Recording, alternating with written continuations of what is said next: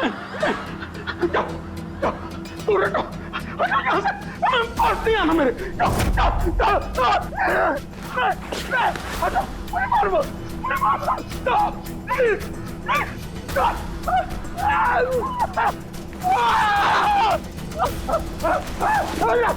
मुझे मेरे पास मत आना, जाओ जाओ यहाँ से, मुझे मत मारो, छोड़ दो प्लीज, मुझे मत जाओ जाओ प्लीज, मुझे मत मारो, मत मारो मुझे छोड़ दो प्लीज, मुझे मारो।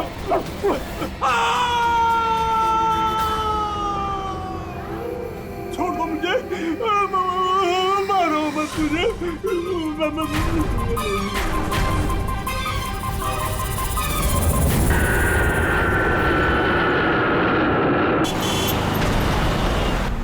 थोड़ा जल्दी चलाओ।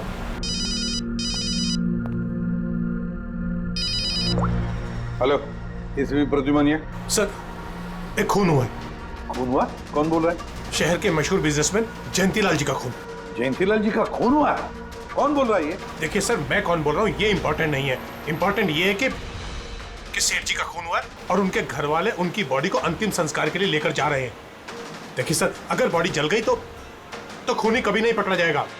अब देरी मत कीजिए प्लीज, जल्द से जल्द जाकर बॉडी जलाने से रोकिए। हेलो, आप कहां से बोल रहे हैं? कौन है आप? Hello, damn it.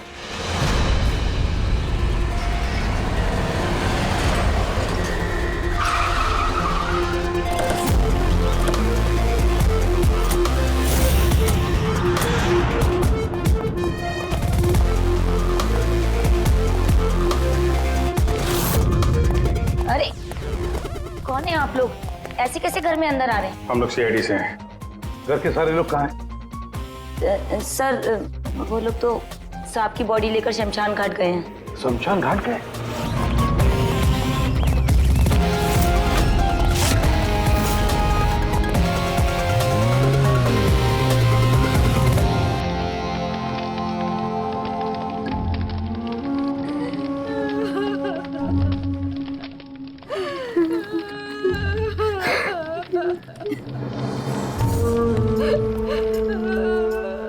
क्या बताऊं मैं, यकीन नहीं हो रहा कि जयंती भाई अब हमारे बीच नहीं है।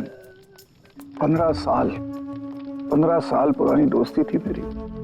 वो तो मेरे बड़े भाई जैसे थे। पता नहीं ये सब कैसे अचानक से हो गया।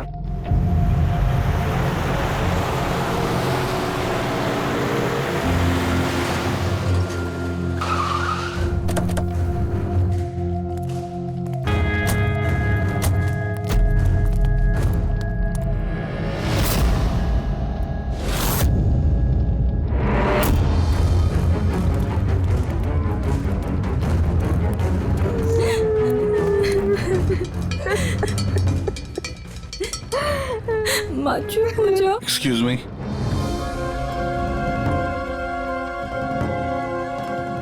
देखिए हम लोग सीआईडी से हैं। हाँ? जयंतीलाल जी के परिवार वालों से मिलना चाहते हैं। मैं जयंतीलाल जी की पत्नी दीपा। दीपा जी, हमें पता है ये सही समय नहीं है पूछताछ करने की, मगर क्या करें? वो जयंतीलाल जी की मौत के बारे में हमें कुछ पूछताछ करनी है। पूछिए, क्या पूछना चाहते हैं आप लोग? आप सुशील जयंती, उनका बड़ा बेटा। सुशील जी, हमें खबर मिली है कि आपके पिता की मौत एक नेचुरल डेथ नहीं थी, उनकी हत्या हुई है। क्या? ये कैसे हो सकता है? हम डॉक्टर सूरज, मैं जयंतीलाल का फैमिली डॉक्टर हूँ। मैंने ही कल रात उनको चेक करके उन्हें डेथ सर्टिफिकेट दिया था। He died a natural death। ये सही कह रहे हैं। जयंती भाई की मौत सभी घर वालों के सामने ही तो हुई थी, और इतने सालों से मेरा इस परिवार से रिश्ता है। वो लोग झूठ क्यों बोलेंगे? तो आप लोगों ने इतनी जल्दी में बॉडी क्यों जला दी? तो क्या ये भी गुनाह है? इतने महीनों से पिताजी बीमार थे, कितने इलाज किए, कितनी कोशिशें की, नहीं बचे वो। देखिए, हमें इंफॉर्मेशन मिली है कि जयंतीलाल जी की हत्या हुई है। क्या? हमने आपके पड़ोसी से भी पूछा, उन लोगों ने भी कल रात जयंतीलाल जी के चिल्लाने की आवाज सुनी थी। देखिए, पड़ोसियों ने जो कहा वो सही है, लेकिन उनको या आप लोगों को सही बात नहीं पता है। और वो सही बात क्या है? पिछले 3 महीने से डैडी की दिमागी हालत भी ठीक नहीं थी। वो ना सिर्फ लोगों को और बातों को भूलने लगे थे, बल्कि उनको हेल्यूसिनेशन यानी भ्रम हो गया था। गलत सही, सच झूठ का फर्क उनको समझ में नहीं आ रहा था। दौरे पड़ने लगे थे उनको लगने लगा था जैसे उनको कोई मारने वाला है। कल रात भी उनको ऐसा ही दौरा पड़ा था।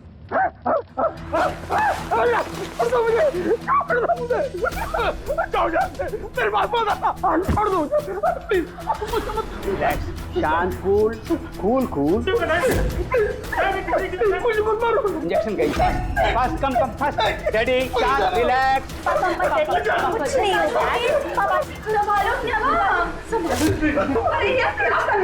बच्चों की तरह क्यों जिद कर रहे हो?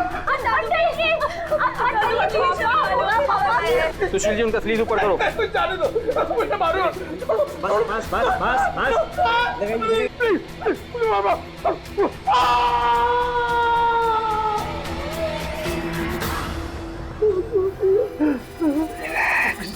और इस बार अटैक इतना बड़ा था कि मुझे उन्हें बेहोशी का इंजेक्शन देना पड़ा, और 2 घंटे बाद उनकी मौत हो गई। मैं आपको सारी डिटेल्स दे सकता हूँ, उनकी मेडिकल रिपोर्ट्स, मेडिकल हिस्ट्री, दवाइयाँ, सब कुछ दे सकता हूँ मैं आपको। हो गई तसल्ली आपको? अब हम अपना काम कर लें। इतनी जल्दी भी क्या है हेमंत? जरा सच तो सामने आ जाए।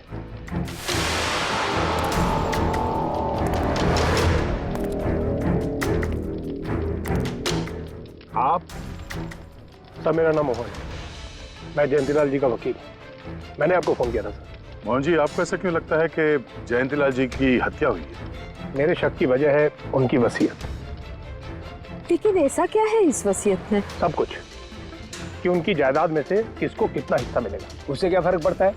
हम सब एक फैमिली हैं, किसी को छोटा किसी को बड़ा शेयर मिलेगा, यही ना? दैट्स ओके, कोई फर्क नहीं पड़ता है। अगर जयंतीलाल जी की मौत नेचुरल ना होकर मर्डर साबित हुई तो आप में से किसी को भी उनकी जायदाद का कोई हिस्सा नहीं मिलेगा। Nothing at all. ऐसे कैसे हो सकता है? मुझे बराबर याद है कि 1 साल पहले उन्होंने मेरी सलाह लेकर ही ये वसीयत बनाई थी, और उसमें तो ऐसा कुछ भी नहीं लिखा था। दीपा जी, 3 महीना पहले उन्होंने नई वसीयत बनवाई थी। ये क्या बोल रहे हैं आप? ये कैसे हो सकता है? ये सब कुछ बकवास है। अरे पिताजी आपको कब मिले? आप तो 3 महीने से हमारे घर पे आए नहीं, और पिताजी भी 3 महीने से घर के बाहर निकले ही नहीं। तो फिर? हेमंत, वो खुद मेरे ऑफिस में आए थे 3 महीना पहले। दीपा जी, 3 महीना पहले उन्होंने नई वसीयत बनवाई थी। ये क्या बोल रहे हैं आप? ये कैसे हो सकता है? ये सब कुछ बकवास है। अरे पिताजी आपको कब मिले? आप तो 3 महीने से हमारे घर पे आए नहीं, और पिताजी भी 3 महीने से घर के बाहर निकले ही नहीं। तो फिर? हेमंत, वो खुद मेरे ऑफिस में आए थे 3 महीना पहले। मैं अब जिंदा नहीं रहूंगा। आप क्या कह रहे हैं सर? कोई मेरी जान लेना चाहता है, मुझे मार डालेगा। सर, कैसी बात कर रहे हैं आप? कौन है जो आपको मारना चाहता है? कोई अपना, मेरे परिवार के सदस्य में कोई है। मुझे पूरा यकीन है कि मैं अब चंद दिनों का मेहमान हूं। सर, कौन है वो? कहा ना, कोई अपना। क्या सोच रहे हो? पुलिस के पास जाऊं? यही कहना चाहते हो? सर, मैं पुलिस को खबर करूं? नहीं, पुलिस वाले भी अब मुझे पागल समझेंगे। तुम मेरा एक काम करो मोहन, मेरा वसीयतनामा बदल डालो। अगर मेरी मौत हो जाती है और मौत के बाद ये साबित होता है कि उसका कारण मेरा परिवार है, तो मेरा बिजनेस, मेरा पैसा, मेरा कुछ भी परिवार के किसी भी सदस्य के नाम नहीं होगा। सर अगर परिवार के सदस्य को नहीं मिलेगा तो किसको मिलेगा?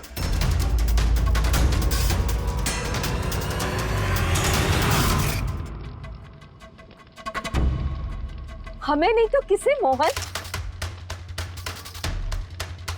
जायदाद किसको मिलेगी? सर सीआईडी को।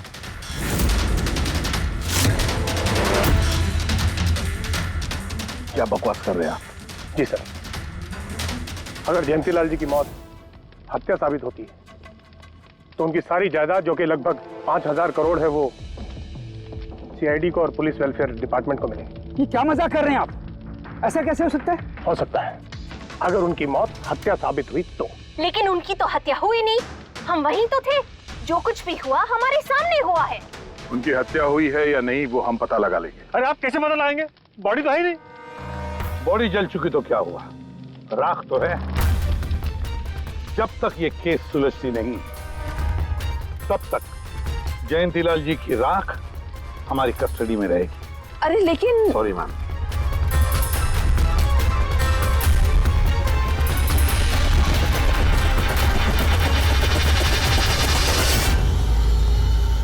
मोहन जी, सर जरा बताइए, क्या जयंतीलाल जी ने खुद आपसे कहा था कि उनके परिवार वालों में से कोई है जो उनकी जान लेना चाहता है? जी सर। क्यों? सर वजह तो पता नहीं, लेकिन उनको लगता था कि उनके घर वाले पैसों के लिए उनकी जान लेना चाहते हैं सर। बेटों से वो खुश भी नहीं थे। वो चाहते थे कि हेमंत और सुशील उनके साथ बिजनेस में हाथ बटाएं, उनके साथ बिजनेस करें, लेकिन ऐसा हुआ नहीं सर। ऐसा क्या हुआ? सर दोनों ने अपना अलग अलग बिजनेस शुरू किया, लेकिन उसे भी चला नहीं पाए। और हेमंत सर, वो तो एक नंबर का अय्याश निकला। उसने सेठ जी के सारे पैसे उड़ा दिए। सर बाप बेटे में हमेशा खटर पटर चलती रहती थी, कभी बनी नहीं बाप बेटे में। बनती नहीं थी, मगर हम बाप बेटे तो थे। मुझे पैसों की बहुत जरूरत थी, लेकिन इसका ये मतलब थोड़ी है कि मैं अपने पिता को ही मार दूंगा। मार भी सकते हो। आखिरकार दुनिया में आधे से ज्यादा गुनाह तो पैसों के लिए ही होते हैं। फिर तो सुशील भैया की वजह मुझसे बड़ी थी। उनका पिछला बिजनेस उन्होंने घाटे में बंद किया और अभी जो है वो नुकसान में चल रहा है। सर मार्केट का बहुत पैसा है उनके ऊपर, और डैडी भी इस बार सुशील भैया की मदद करने के लिए रेडी नहीं थे। सर मैं मानता हूं कि डैडी नाराज थे, नहीं दे रहे थे मुझे पैसे, पर मुझे ये भी पता है कि वो मुझे और मेरे परिवार को मरने के लिए नहीं छोड़ सकते थे। खून में उनका। खून तो हो, इसीलिए पैसों के लिए अपनों का ही खून बहा दिया। सर एक आइडिया है। क्या है कि अब जो हुआ सो हुआ, उसको बदला तो नहीं जा सकता ना, लेकिन इस सिचुएशन से अपना फायदा जरूर निकाल सकते हैं। क्या मतलब? वो सर आप ये मामला सुलझा दीजिए। मान लीजिए कि नेचुरल डेथ थी, अब वसीयत के हिसाब से पैसे सीआईडी और मुंबई पुलिस की जगह हमें मिलेंगे, जो उसके असली हकदार हैं। नहीं, आप लोगों का जो नुकसान हुआ होगा वो हम आपस में समझ लेंगे ना। सुशील जी, हर आदमी एक जैसा नहीं होता, और दोबारा ऐसे बात करने की गलती नहीं करना, समझे? तुम अपनी दादाजी से बहुत करीब थी ना? दादाजी मुझे बहुत प्यार करते थे। हम दोनों बेस्ट फ्रेंड्स के जैसे थे, एक दूसरे से सारी बातें शेयर करते थे। कभी दादाजी ने तुमसे ये कहा था कि कि उनकी जान को खतरा है, कोई उन्हें मारना चाहता है, ऐसे कभी कुछ कहा था उन्होंने? उन्हें हर किसी से डर लगता था। दादाजी सिर्फ मेरे पे विश्वास करते थे, बाकी उन्हें सबसे डर लगता था। तो उन्हें लगता था कि कोई उन्हें मार देगा। चलो दादू, अब हम खाना खाएंगे। क्या ये? चलो चलो चलो चलो दादू। मुझे वो सब लोग इसमें जहर मिला के मुझे मारना चाहते हैं। कौन मारना चाहता है दादू आपको? वो सब लोग मिले हुए हैं, सब मेरे खिलाफ साजिश कर रहे हैं।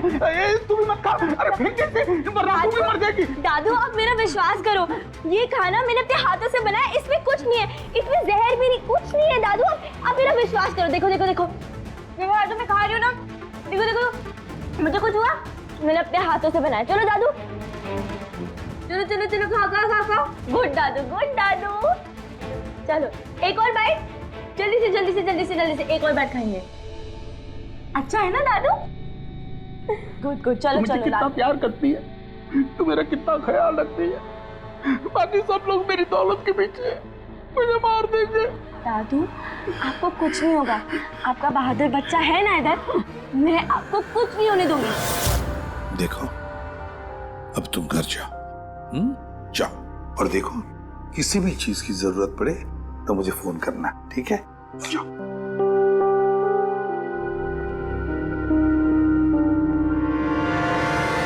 हाँ सारुके, बता क्या निकला राख में से? बॉस, राख में से बड़ी जबरदस्त बात निकली है। हालांकि इस राख ने मुझे कम परेशान नहीं किया, लेकिन मैंने भी इसका मुंह खुलवा ही लिया, है ना? तो फिर बता दे यार। बताता हूं। तारिका। हाँ सर, हमने इस राख का स्पेक्ट्रोस्कोपी टेस्ट किया। फिर रिपोर्ट से बात साबित हो गई है बॉस कि जयंतीलाल की मौत नेचुरल नहीं है, जयंतीलाल को मारा ही गया। क्या कहा तुमने? जयंतीलाल की मौत नेचुरल डेथ नहीं थी? नहीं। कैसे सारुके, कैसे मारा? लार्सनिक से। लार्सनिक? जयंतीलाल की राख में हमें लार्सनिक मिला है बॉस। राख में से लार्सनिक? सर कुछ केमिकल्स और हेवी मेटल्स, धातु ऐसे होते हैं जो जलने पर भी नहीं खत्म होते। लार्सेनिक उनमें से एक है, इसलिए लाश के पूरी तरह जल जाने के बावजूद उसमें मौजूद लार्सेनिक जलाने और राख में ऐसे ही रहा। लेकिन एक बात समझ में नहीं आ रही है सारुके, कि अगर जयंतीलाल की मौत लार्सनिक की वजह से हुई है तो फिर उसके फैमिली डॉक्टर सूरज को ये पता कैसे नहीं चला? पता कैसे नहीं चला? उसने नेचुरल डेथ का सर्टिफिकेट इश्यू किया ही कैसे और क्यों? बॉस, अगर लार्सनिक जैसा जहरीला केमिकल इंसान के शरीर में एक साथ बहुत ज्यादा मात्रा में पहुंचा दिया जाए तो इंसान की तुरंत मौत हो जाती है, लेकिन अगर यही जहर धीरे धीरे थोड़ी थोड़ी मात्रा में उसके शरीर में पहुंचाया जाए तो उसकी मौत एक साथ एकदम नहीं होती है। पहले उसकी याददाश्त जाती है, फिर उसे अजीब अजीब से सपने आने लगते हैं, उसे हेलुसिनेशन होने लगता है, भ्रम होने लगता है, फिर पागलपन के दौरे पड़ते हैं। और जयंतीलाल के साथ ये सब कुछ हो रहा था। लार्सनिक? जी हाँ, लार्सनिक। और इससे यह साबित हो गया कि जयंतीलाल जी की मौत बीमारी से नहीं बल्कि उनका खून किया गया। लेकिन ये किया किसने? वही पता करने हम लोग यहाँ हैं। अभिजीत, जयंतीलाल जी का कमरा चेक करना पड़ेगा। Okay sir.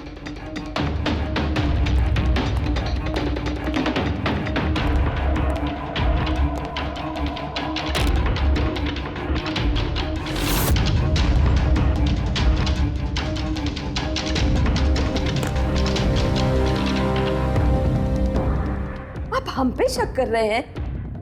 आपने ऐसे सोच भी कैसे लिया कि हम लोगों में से कोई ऐसी घिनौनी हरकत कर सकता है? ऐसा कुछ नहीं है माँ, ये सब इनकी चाल है। डैडी की प्रॉपर्टी इन्हें मिल जाए इसके लिए मनगढ़ंत कहानी बना रहे हैं ये लोग। बकवास मत करिए सुशील जी, दोबारा ऐसा बोला ना अंदर डाल दूंगा।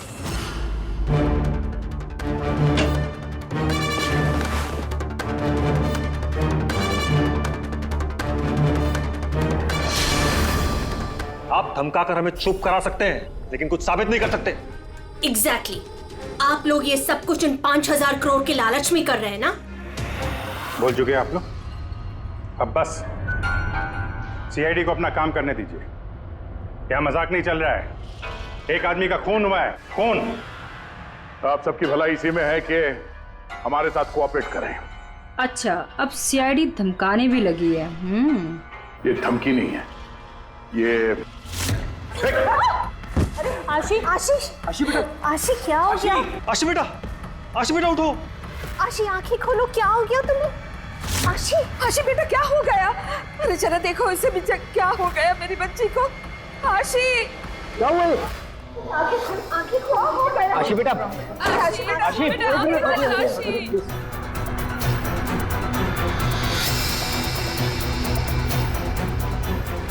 क्या हो गया इसे? आशी इसे हॉस्पिटल ले जाना पड़ेगा फौरन। हाँ पंकज, क्या? माय गॉड, ये अच्छा ठीक है। क्या हुआ? ये डॉक्टर सूरज ने आशी के कुछ टेस्ट किए थे, पता चला कि उसके खून में भी लार्सेनिक है। लेकिन सर, लार्सेनिक आशी के खून में पहुंचा कैसे होगा? सर ऐसी कोई कॉमन चीज जो जयंती लाल जी और आशी दोनों के कांटेक्ट में आई हो? खाना। अब आशी ने बताया था ना कि कुछ दिनों से जयंती लाल जी का खाना वो खुद टेस्ट कर रही थी। नहीं बस खाना नहीं, ये कुछ और है। ये सालों के साथ ये आपको कैसे पता चला? बताता हूं, बस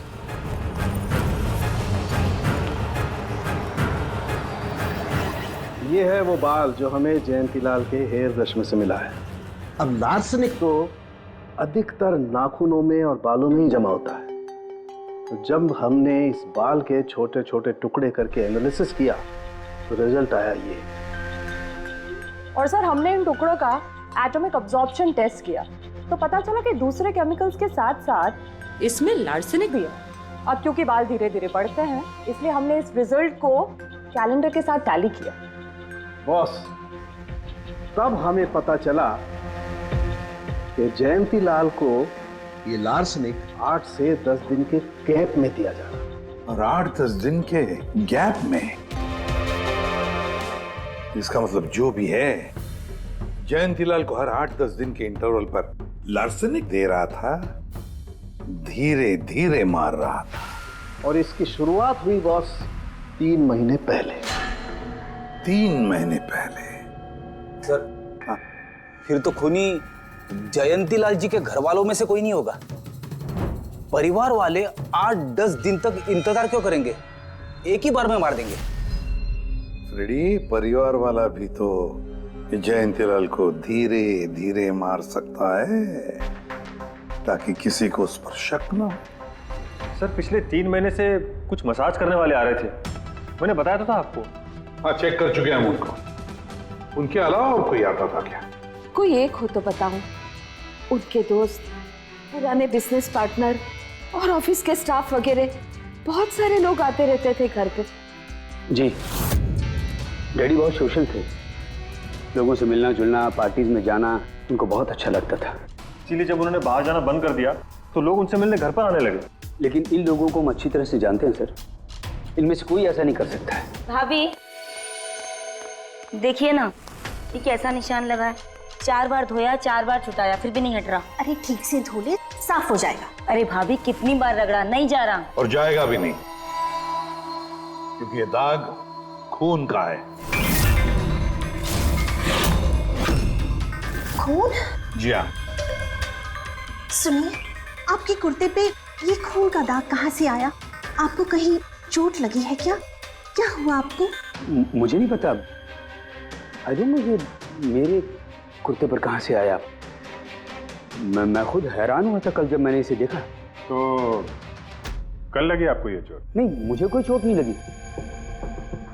हाँ, जब मैं कल लोगों से मिल रहा था तब ये खून का दाग लगा मुझे।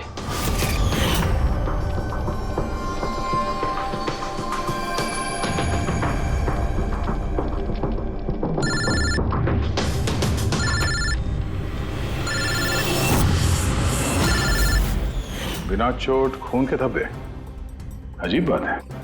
वही तो। और कुछ हुआ था कल? कोई खास बात? नहीं सर, और कोई खास बात नहीं। साहब एक बात अजीब हुई थी। क्या? कल सुबह मुझे गार्डन में कांच के कुछ टूटे हुए टुकड़े मिले थे। कांच के टूटे हुए टुकड़े? तो फिर? साहब उन टुकड़ों में खून लगा हुआ था। क्या? कांच के टुकड़ों में खून लगा हुआ था? जी। कहाँ पर है वो? अब वो तो मैंने कचरे के डिब्बे में डाल दी। इस कुत्ते पे खून, कांच के टुकड़े पे खून। कहाँ देखे थे वो कांच के टुकड़े तुमने? ये देखिए, यहाँ पर मिले थे मुझे कांच के टुकड़े। यहाँ पर? जी।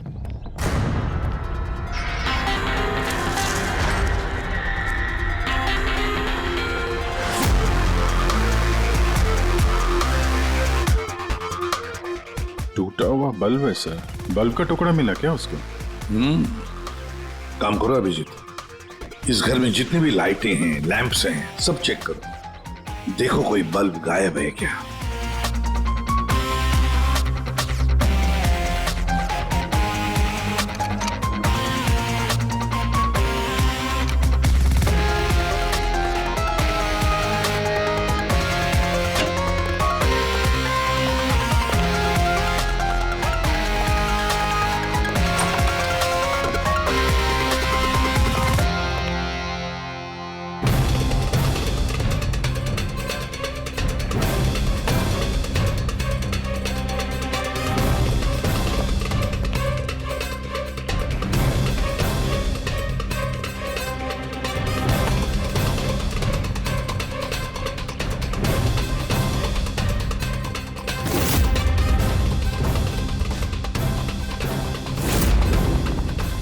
सर, सब जगह देख लिया, कांच का टूटा हुआ सामान कहीं पे भी नहीं है। सर कुछ नहीं मिला।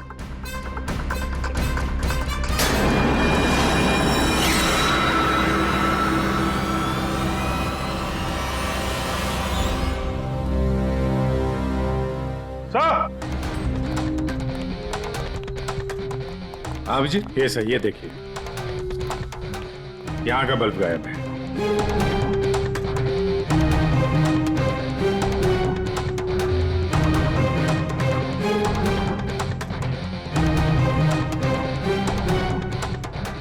बड़ी अजीब बात है, ये लैम्प तो बिल्कुल ठीक था। मैं और दादू इस लैम्प के नीचे काम भी किया करते थे,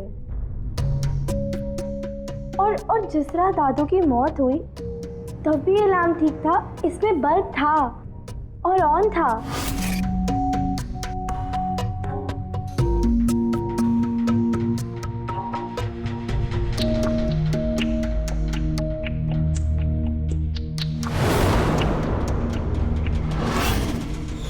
तो फिर इस लैंप से बल्ब अचानक गायब कैसे हो गया?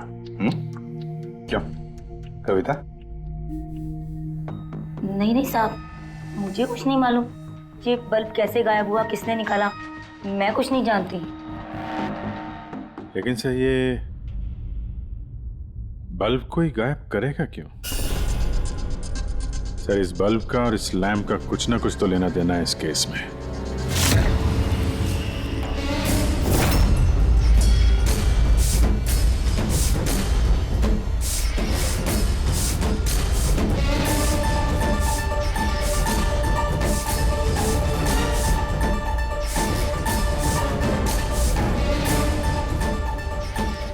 बॉस, ये धब्बे देख रहे हो? ये धब्बे लार्सनिक के हैं। लेकिन ये लार्सनिक के धब्बे पूरे लैंप पर कैसे? बॉस, हुआ ये होगा, खूनी जयंतीलाल जी के घर पे आता होगा हर 8 या 10 दिन में। नमस्ते साहब। साहब ऊपर है अपने कमरे में।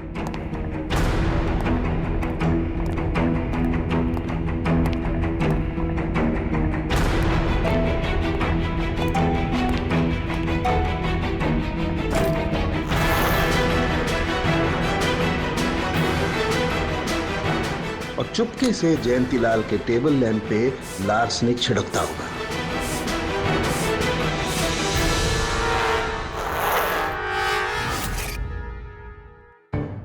शायद जयंतीलाल जी हमेशा इस टेबल पर बैठ करके काम किया करते थे।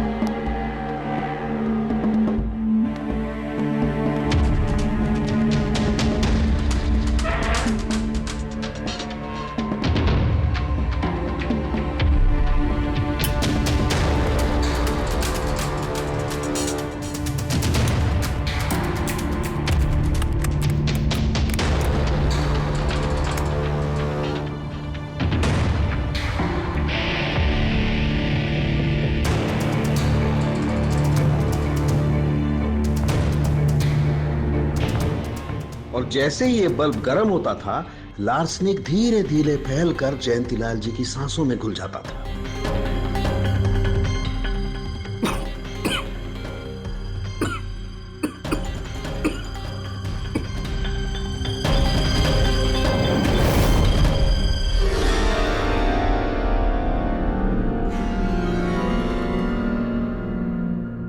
सालों के साथ आशी को लार्सेनिक का इतना असर क्यों नहीं हुआ?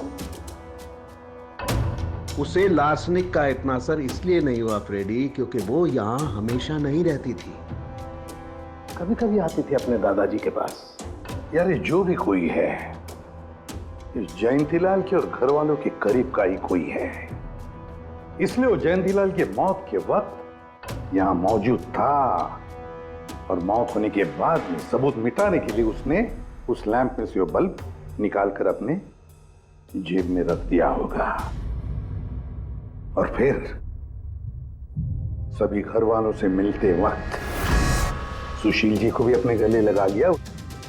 जैसे सुशील को उसने गले लगा लिया, उसके जेब में जो उसने बल्ब छुपा के रखा होगा वो फूट गया, जिसकी वजह से उसके कमर में जख्म भी हुई और उस जख्म से जो लहू निकला, जो खून निकला, वो सुशील के कपड़ों पर आया। मतलब सर, खूनी घर वालों में से कोई होगा?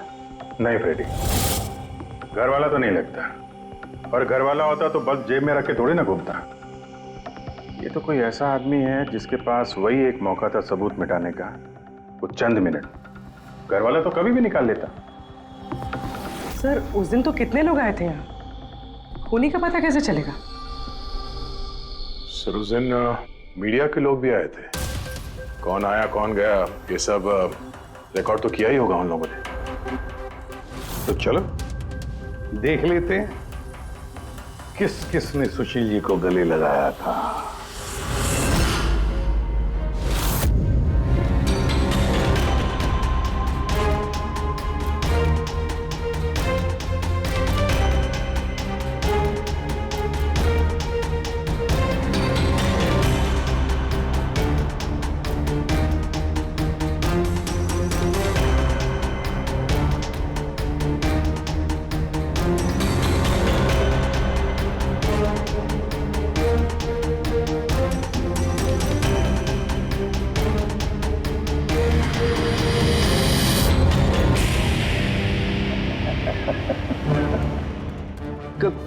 क्या हुआ सर?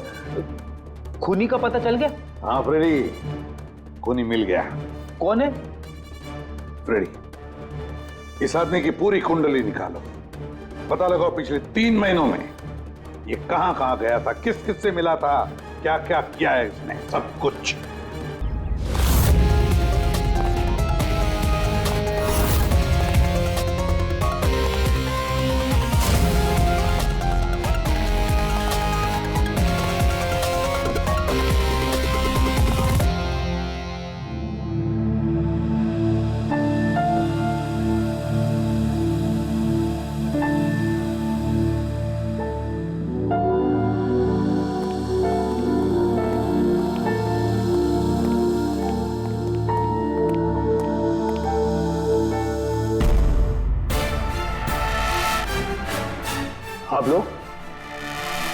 आप लोग फिर यहाँ हैं?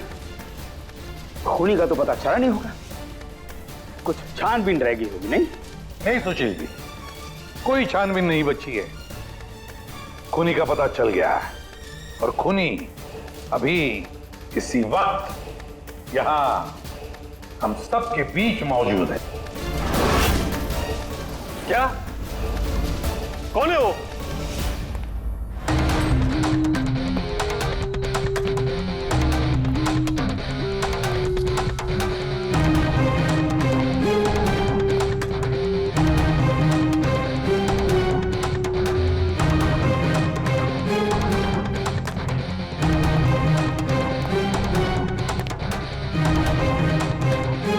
अरविंद जी,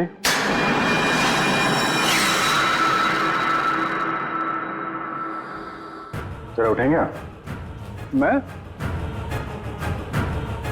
मैंने क्या किया? अरविंद जी, आपने क्या किया इसका तो पता हमने लगा ही लिया है। बस अब आपके कारनामे हम आप ही के मुंह से सुनना चाहते हैं। क्या बकवास है ये? आप मुझ पर इल्जाम लगा रहे हैं। आपको क्या लगता है कि मैंने जयंती को मारा? अभिजीत, मौका मिला था, मान जाते तो सबके सामने कपड़े नहीं उतरते। जरा एक कुर्ता उठाना। क्यों? अरे उठाओ सर। क्यों?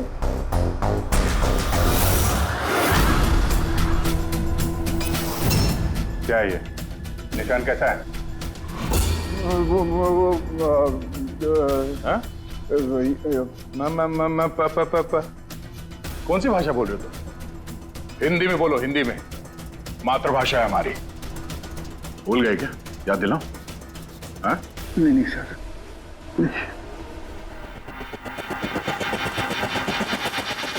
बताता हूँ।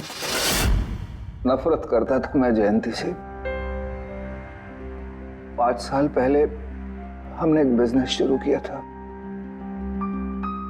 आज ये इतना बड़ा 5000 करोड़ का एम्पायर है ना, वो मेरे मेहनत की कमाई थी। मैंने अपनी जिंदगी की सारी जमा पूंजी इस बिजनेस पे लगाई थी, पर जयंती की नीयत में खोट थी। उसने मुझे धोखा दिया, मुझे मेरी कंपनी से निकाल दिया।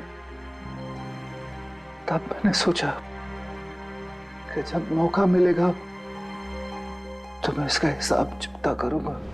और वो मौका तुम्हें मिला 3 महीने पहले एडवोकेट मोहन के ऑफिस में, जहां पर जयंतीलाल जी भी आए थे और तुमने चुपके से उन दोनों की बातें सुन ली थी। अगर मेरी मौत हो जाती है और मौत के बाद ये साबित होता है कि मेरी किसी ने हत्या की है, तो मेरा बिजनेस, मेरा पैसा, कुछ भी मेरे परिवार के किसी भी सदस्य को नहीं मिलेगा। सर, अगर परिवार के सदस्य को नहीं मिलेगा तो किसको मिलेगा? सीआईडी को, जो मेरा मर्डर इन्वेस्टिगेट करेगा। मुझे लगा अच्छा मौका है। जयंतीलाल को मारूंगा मैं और शक जाएगा उसके परिवार पर। और इसीलिए तुमने जयंतीलाल की तरफ दोस्ती का हाथ बढ़ाया, एक नया प्रपोजल लेकर। क्यों? मेरे दिमाग में एक आइडिया था जिसके लिए मेरा उसके घर बार बार जाना जरूरी था।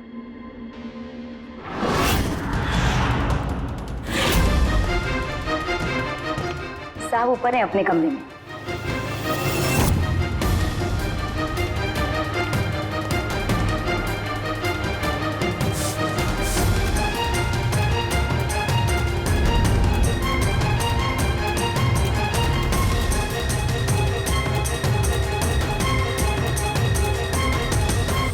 लेकिन एसीपी साहब, आपको इन पे शक कब हुआ? दीपा जी, जयंतीलाल जी की अंत्येष्टि के दिन जो मीडिया कवरेज हुआ था, जो मीडिया वालों ने वीडियो फुटेज लिया था, उसकी मदद से जयंतीलाल जी के अंत्येष्टि के दिन घर के बाहर जो इन्होंने कुर्ता पहना था, शमशान भूमि पर वो कुर्ता बदल दिया गया था, क्योंकि उस पर खून जो लगा हुआ था। क्यों अरविंद जी?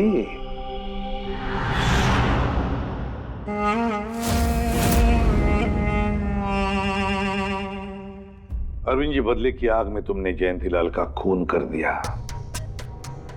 क्या मिला तुम्हें? कैसा सुख मिला? गलत किया तुमने, गलत किया। Ready?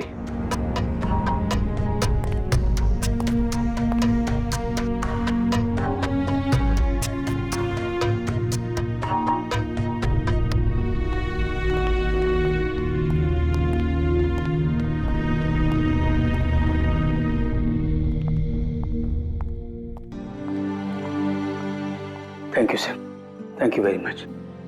And we are sorry, हम लोगों ने आपको काफी बुरा भला कहा। दरअसल हमें लगा कि पैसों के चक्कर में आप हम परिवार वालों को इस केस में कल्प्रिट बनाने की कोशिश कर रहे हैं। नहीं, कोई बात नहीं। एसीपी साहब, मैं मेरे पति की अंतिम इच्छा पूरी करना चाहती हूँ। सीआईडी और पुलिस वेलफेयर फंड में मैं डेफिनेटली डोनेट करूंगी। Thank you very much, thank you.